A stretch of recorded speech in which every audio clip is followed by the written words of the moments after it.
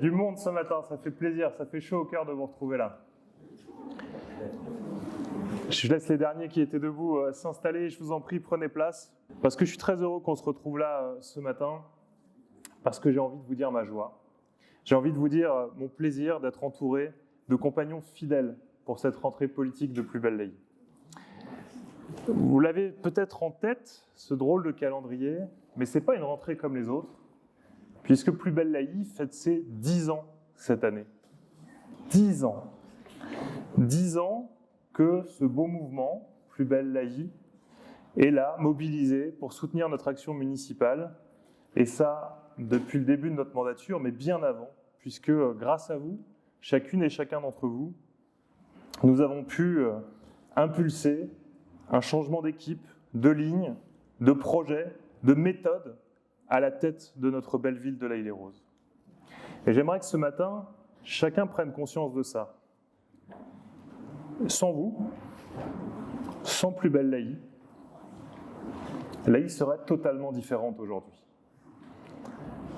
Sans vous pour nous faire gagner il y a 10 ans, aujourd'hui il n'y aurait pas de police municipale pour faire cesser les rodéos sauvages, pour combattre pied à pied les trafics, et même défendre au péril de leur vie notre hôtel de ville et les symboles de la République sur notre commune. Sans vous les amis, et ce n'est pas Fernand Berson, s'il était là, qui me contredirait, le budget ne serait pas à l'équilibre, bien au contraire. Et nous aurions vu une explosion des impôts et des taxes. Sans vous pour nous faire gagner à l'époque, et encore, pas de rénovation urbaine, pas de nouvelles écoles, pas de nouveaux équipements, mais au contraire, des logements sociaux à perte de vue et des écoles où la pluie continuerait à tomber dans les salles de classe. Sans vous les amis, pas d'exemplarité non plus, pas de morale, pas d'honnêteté. Inutile ici de rappeler les turpitudes de l'ancienne municipalité, qui, je le rappelle, a quand même conduit à la condamnation à 2 ans de prison de l'ancien maire. Pas plus de morale quand on voit la députée de notre circonscription, qui, vous l'avez entendu, refuse de libérer son logement social, alors qu'elle gagne 9 000 € par mois. Et elle qui nous donne des leçons matin, midi et soir, il n'y a qu'une vérité. Elle prive une famille, peut-être même une mère de 4 enfants, peut-être même une femme de ménage, d'un logement digne de ce nom, parce qu'elle refuse d'avoir l'honnêteté intellectuelle de quitter son logement social. C'est ça la faute morale, c'est ça que nous devons combattre et condamner.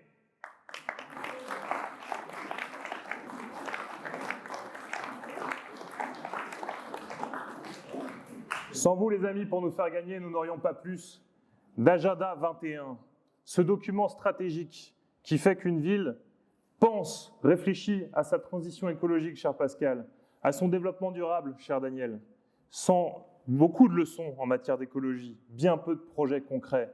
Grâce à vous, grâce à notre équipe, tout ça change. Il n'y aurait pas plus, chère Françoise, de solidarité dans notre commune. Vous savez, cette solidarité qui tire vers le haut. Au contraire, nous serions restés dans cette triste politique de l'assistanat. Pas plus d'ailleurs de charte de la laïcité, pas de défense des valeurs de la République, tant la gauche de Jaurès a abandonné ses convictions au profit d'un clientélisme électoral coupable. Alors, grâce à vous, nous avons, avec tous les élus de l'équipe municipale qui m'entourent au quotidien et que je tiens à saluer aujourd'hui, nous avons fait avancer notre ville. Nous avons fait avancer nos valeurs en portant un projet ambitieux pour L'Haÿ-les-Roses. Alors tout simplement ce matin, je vous dis merci. Merci à vous d'être toujours et encore là. On peut applaudir Plus belle Laï.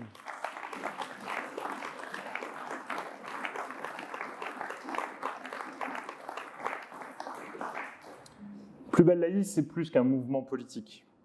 Au fil des années, se sont tissés des liens, des amitiés. Et l'amitié, c'est comme la République. Elle ne se nourrit pas de complaisance ou de facilité. L'amitié, elle se nourrit du courage de se dire les choses, de la volonté d'agir pour faire gagner le collectif. Et surtout, mes amis, l'amitié, c'est le soutien dans l'adversité. Et en matière d'adversité, Laï sait de quoi elle parle désormais.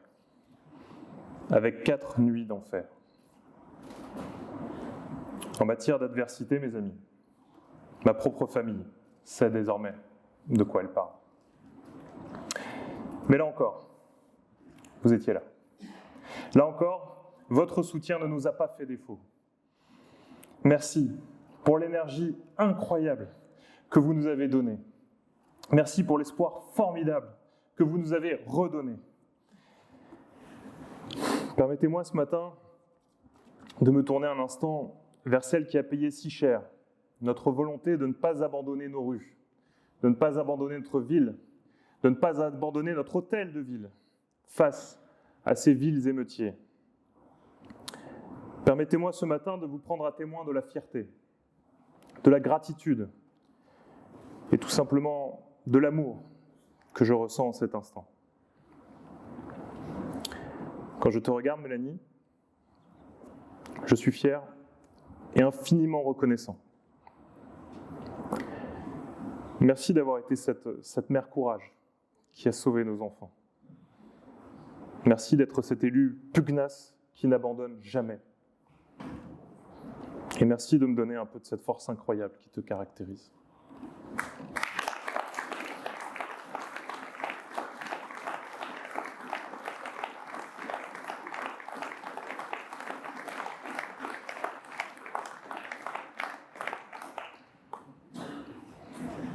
Merci de trouver encore la force de continuer. Merci d'avoir su trouver du sens dans ce qui aurait fait reculer tant d'entre nous. Merci d'avoir encore le courage d'y croire, car ce courage nous donne à tous le devoir d'agir.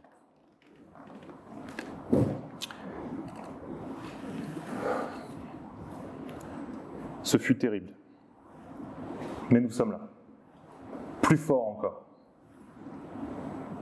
Nous avons eu peur comme jamais, mais la peur, mes amis, ne gagnera pas.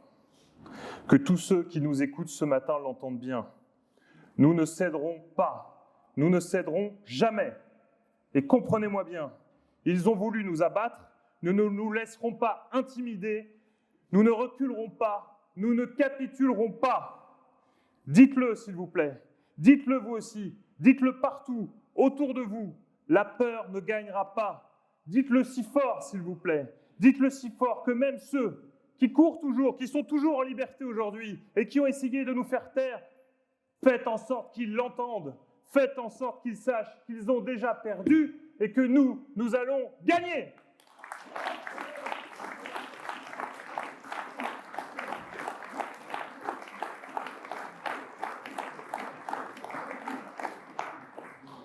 Ce matin, je suis venu vous dire d'avoir confiance.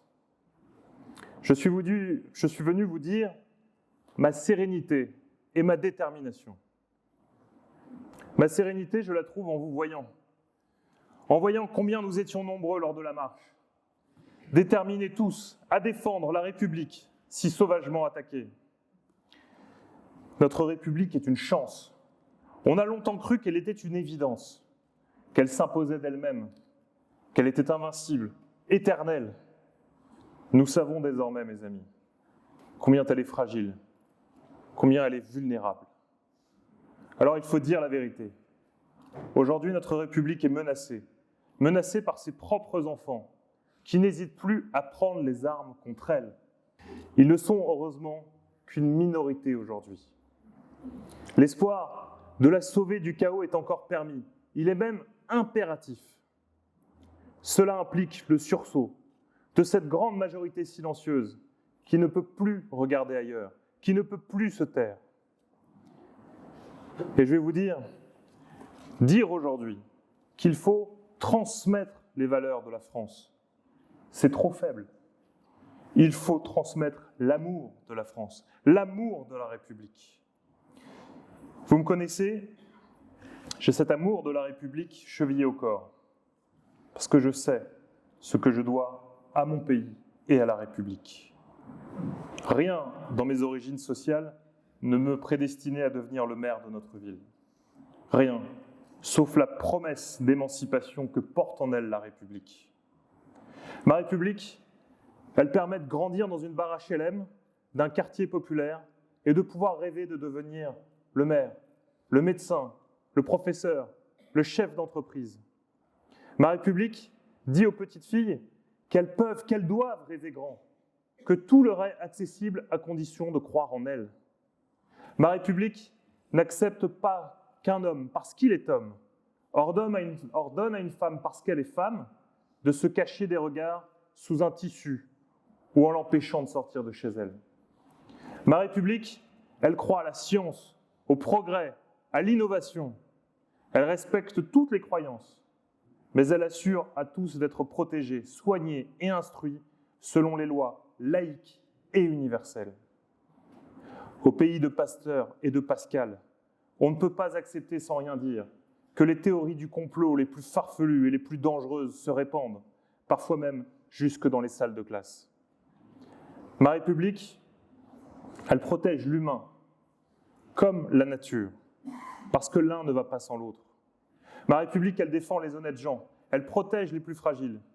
Alors oui, mes amis, j'aime la République, parce que la République, quand elle est forte, elle change la vie des gens, comme elle a changé la mienne.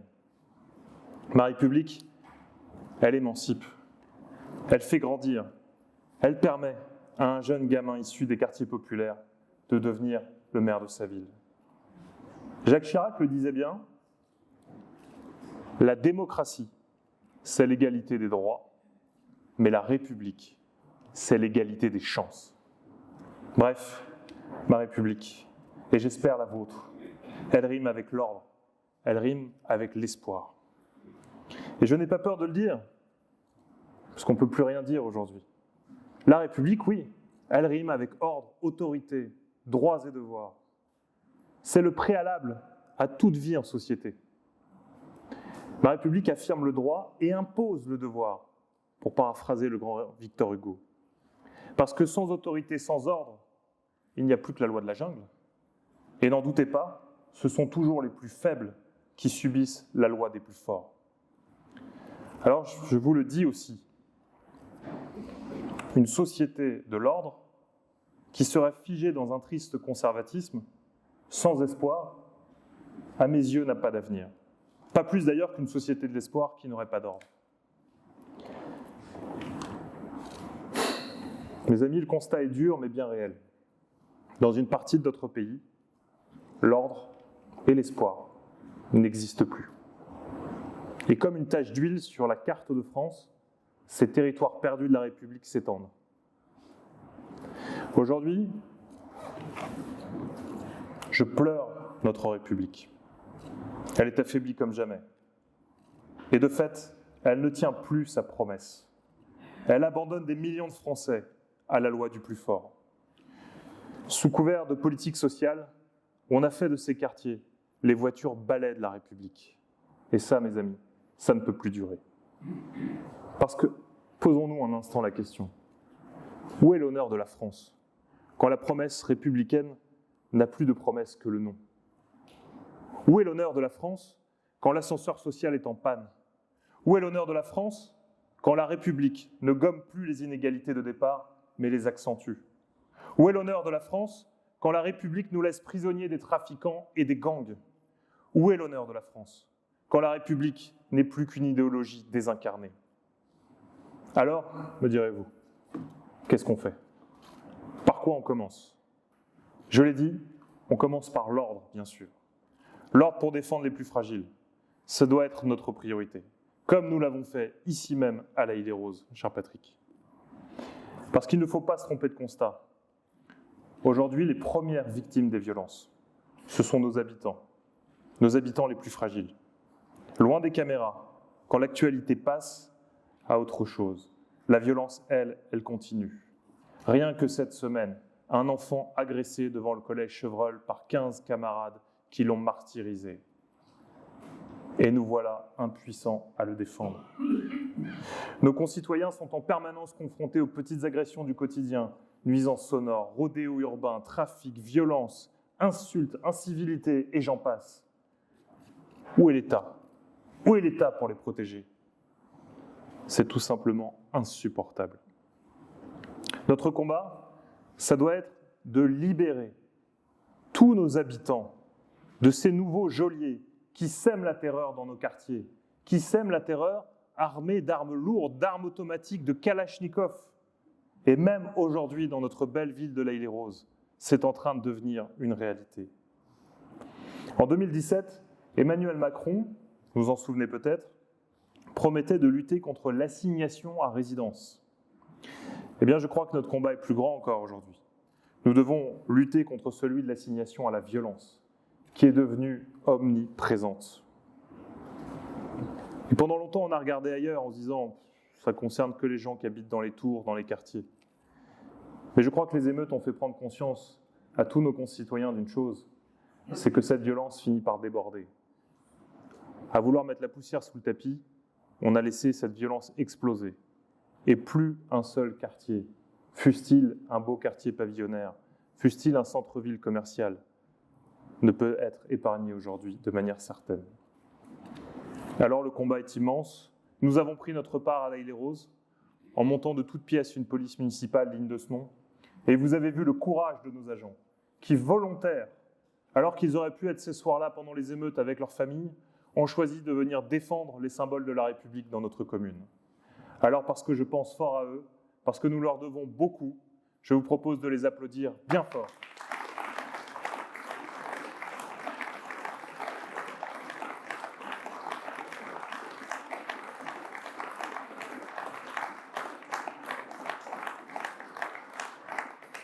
Merci pour eux, mes amis. Une fois l'ordre rétabli, que faire ? Eh bien, l'espoir. L'espoir d'émancipation. Voilà quel est l'objectif que nous devons poursuivre. Parce que j'ai une conviction, c'est que vous ne ferez pas aimer la République à un enfant si elle ne rime pas avec égalité des chances, méritocratie et ascenseur social. Déjà à mon époque, l'ascenseur était en panne. Au sens propre comme au figuré d'ailleurs. Mais grâce à ma famille, grâce à mes professeurs et une bonne dose de volonté, j'ai pu emprunter l'escalier de secours. Aujourd'hui, ayons le courage de dire qu'un jeune qui voudrait atteindre cet escalier doit traverser un hall, enfumé, squatté par des dealers qui la menacent. J'ai mal en pensant à tous ces honnêtes gens qui n'aspirent qu'à vivre en paix, qui n'aspirent qu'à s'en sortir et qui aujourd'hui sont prisonniers de ces quartiers de relégation. Ils sont laissés à eux-mêmes. Et vous savez, quand le président de la République nous a appelés, Mélanie et moi, après l'agression, tu lui as dit, Mélanie, combien tu t'étais sentie seule. Pas seulement la nuit de l'attaque, mais combien nous nous étions sentis seuls depuis le début des jours des émeutes. Combien nous nous sentons seuls depuis des années maintenant, car l'État a reculé, partout, nous laissant bien seuls avec nos modestes moyens communaux. En vrai, nous sommes seuls quand on a une seule patrouille de police secours pour 5 villes le soir. Nous sommes seuls quand on n'a plus de médecins, plus d'infirmières. Nous sommes seuls quand il manque des dizaines de profs le jour de la rentrée. Au lycée Pauline Roland, j'y étais avant-hier, 15 profs absents sur 80 la première semaine de rentrée. Partout où la République recule, c'est la violence qui avance. Et quand on est confronté à cette assignation à la violence dans nos quartiers populaires, l'espoir de s'en sortir, l'espoir d'émancipation est de plus en plus maigre. Le but de la République, c'est ma conviction, ce doit être de gommer les injustices de la vie avec pour seule boussole la méritocratie. Le travail, le goût de l'effort, c'est justement le chemin vers la liberté et vers l'égalité des chances. Mais aujourd'hui, comment donner envie à un jeune d'aller travailler pour 1 000 € par mois quand le caïd du quartier lui propose 1 000 € la semaine, pour ne pas dire 1 000 € par jour, et cela, il faut être honnête, avoir l'honnêteté de le dire, sans plus aucun risque devant la justice. C'est la réalité dans nos quartiers aujourd'hui. Alors il faut avoir du courage politique. Du courage pour dire « ça suffit ». Comme nous l'avons dit, ensemble, par milliers, le jour de la marche. Il faut en finir avec ce pas de vague. On nous parlait, vous savez, du pas de vague dans l'éducation, mais en réalité, ce pas de vague, il est partout. Moi, je me souviens pendant le Covid, où on nous disait qu'il faut empêcher les honnêtes gens d'aller et venir tranquillement en leur demandant leur attestation sur l'honneur de je ne sais quoi. Par contre, n'allons pas trop embêter les trafiquants et les dealers. Il ne faudrait pas que leur chiffre d'affaires baisse trop, sans quoi ils mettraient le feu au quartier et au pays. C'était la réalité des consignes préfectorales et des consignes de l'État au moment du Covid. C'est cela que nous vivons en tant que maire, en tant qu'élu, et vous en tant que citoyen. Je vais vous dire, le problème dans notre pays, c'est que quand on préfère cyniquement ériger le jeune Naël en héros et condamner tous les policiers comme s'ils étaient des bourreaux, eh bien, je crois que nous sommes dans une inversion des valeurs extrêmement dangereuse. En laissant se propager la doctrine du pas de vague, qui relègue, démoralise et met en danger nos professeurs, nos policiers et toutes nos figures d'autorité, eh bien notre République abandonne ceux qui sont chargés de la défendre, de la protéger. Et je vais vous dire mon sentiment, c'est criminel, parce que cela tue. La culture de l'excuse a transformé notre société et perverti la République. En s'intéressant toujours plus aux coupables et toujours moins aux victimes, elle cultive l'injustice et le sentiment de relégation. Quand on commence à expliquer l'inexplicable, eh bien on s'apprête à excuser l'inexcusable. Oui, le pas de vague tue, parce qu'il conteste l'ordre établi et légitime l'injustifiable. Au-delà du pas de vague, il y a chez certains irresponsables politiques la volonté de tout renverser, et à commencer par la République. J'entendais le patron de la LFI, au micro de Jean-Jacques Bourdin, qui lui demandait « Mais vous voulez abattre la République ?»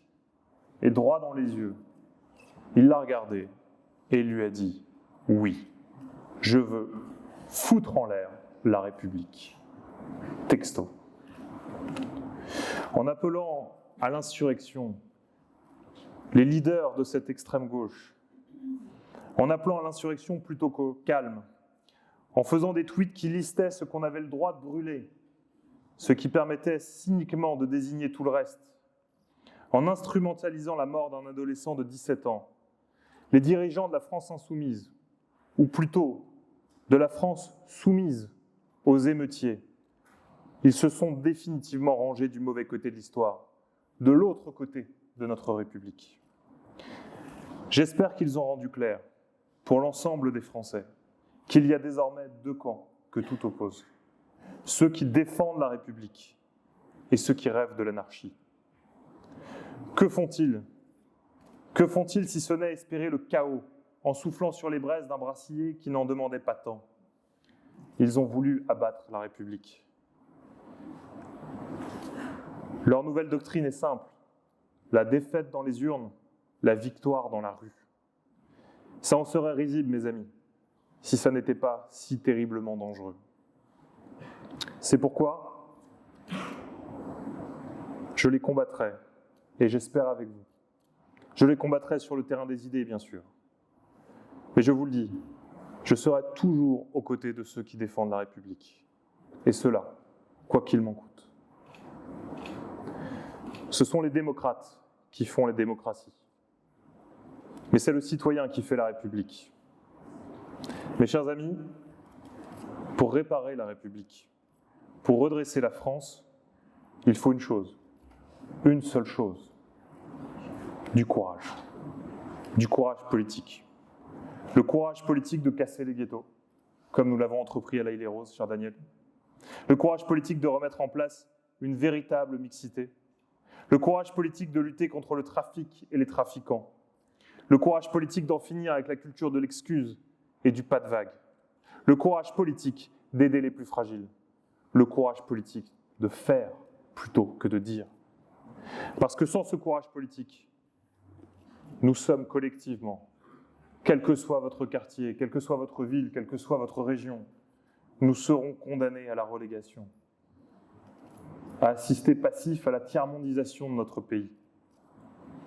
Cette relégation que je crains tant est une véritable menace pour notre pays, pour nos concitoyens. La relégation des banlieues en zone de non-France, la relégation de leurs habitants qui ne sont plus des Français comme les autres, puisqu'ils ont moins de droits réels. La relégation de la République, tout simplement, dans le cœur des Français. Alors, mes amis, je vous le dis ce matin, je vous le demande, je vous en supplie, ne baissons pas les bras, n'abandonnons pas. Je vous le rappelle, les émeutes étaient d'une violence sans nom, mais ils n'étaient que 200. Nous sommes 30 000. Nous l'avons défendu et nous continuerons à le faire.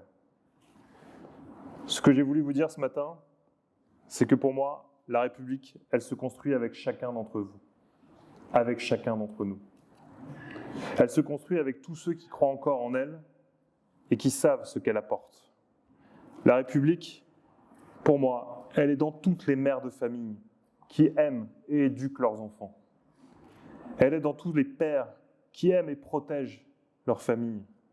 La République, elle est dans tous les professeurs qui transmettent le savoir, mais aussi les belles valeurs de cette République qui nous tient à cœur. Elle est dans tous les soignants qui s'engagent pour les autres. Elle est dans les éducateurs, dans les bénévoles des millions d'associations. Et j'ose le dire, la République n'existerait pas sans la police et sans les forces de l'ordre pour la protéger et la servir.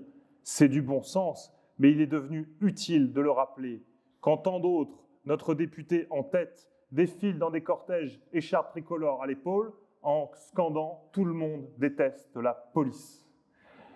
Nous avons décidé, nous le ferons dans quelques jours, d'offrir à tous les policiers du commissariat de La Île-et-Rose une tasse sur laquelle il sera écrit « Nous, à La Île-et-Rose, on aime notre police et on est reconnaissant ».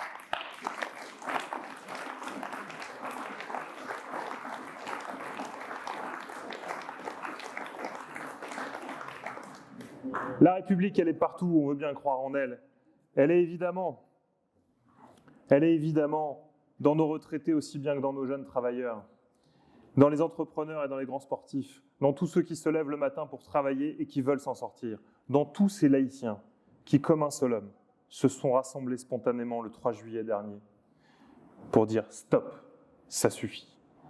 La France entière nous regardait, mes amis. Ils étaient venus voir un drame et vous leur avez offert un spectacle grandiose d'une République debout. Vous pouvez être fiers de vous. Alors, je conclurai une nouvelle fois en vous disant merci. En vous demandant, comme je vous demande depuis le premier jour de ce combat local et municipal, de tenir bon, de vous impliquer. Si chacun ici fait sa part, si chacun ici transmet les bons messages, si chacun éveille la conscience de son voisin, de sa voisine, de ses amis, alors nous pouvons gagner. J'en suis intimement convaincu. Je le dirai partout dans nos quartiers, je le dirai, si l'occasion m'est donnée, partout au micro des journalistes, et j'irai partout m'inspirer, comprendre, relever ce défi immense de réparer la République, de redresser la France. J'espère, avec votre soutien indéfectible, en tout cas, vous le savez, vous pouvez compter sur mon engagement de chaque instant. Il est lui aussi indéfectible. Je me battrai pour vous, je me battrai pour ma famille, je me battrai pour la République. Alors mes amis, vive La Île-et-Rose, vive la République et vive la France!